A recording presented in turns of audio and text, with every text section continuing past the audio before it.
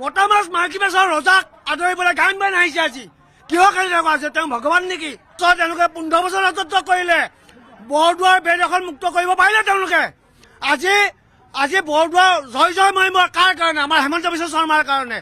BJP চৰকাৰে কি কৰা নাই য'ত প্ৰজেক্ট বনাইছিলে তাত মছজিদ বনাবলৈ বিচাৰিছিলে কিন্তু আমি বৰদুৱাৰবাসী লগ হৈ আংগুলতা বাইদেউৰ লগত সৰ্বানন্দ সোণোৱালৰ লগত সেই মাছি উচ্ছেদ কৰি আজি প্ৰজেক্ট বনালে কিয় বৰদুৱাৰকৈ কংগ্ৰেছ চৰকাৰে ৰাজনীতি কৰিব লাগে মতা মাছ মাইকী মাছৰ ৰজাক আদৰিবলৈ গান বান আহিছে আজি কিহৰ কাৰণে লগা আছে তেওঁ ভগৱান নেকি না ভগৱানৰ কিবা বংশধৰ আজি আমি বৰদুৱাৰবাসী হৈ লজ্জা পাইছো এজন মানুহক গান বান লৈ আদৰিবলৈ আহিছে কিহৰ কাৰণে তেওঁ ভগৱান নহয় তেওঁ মানুহ তেওঁ চোৰ বাপেক চোৰ তেওঁ গোষ্ঠী চোৰ তেওঁ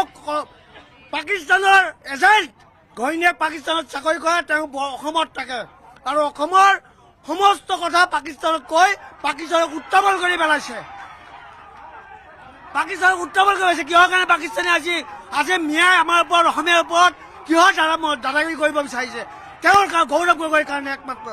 গৌৰৱ গগৈয়ে গোটেই অসমৰ কথাবিলাক পাকিস্তানত কয় আৰু পাকিস্তানে আমাৰ ওপৰত উপদ্ৰৱ চলায় গম পাইছেনে এইটোৱে কথা তাৰ বাহিৰে একো নাই ইয়াত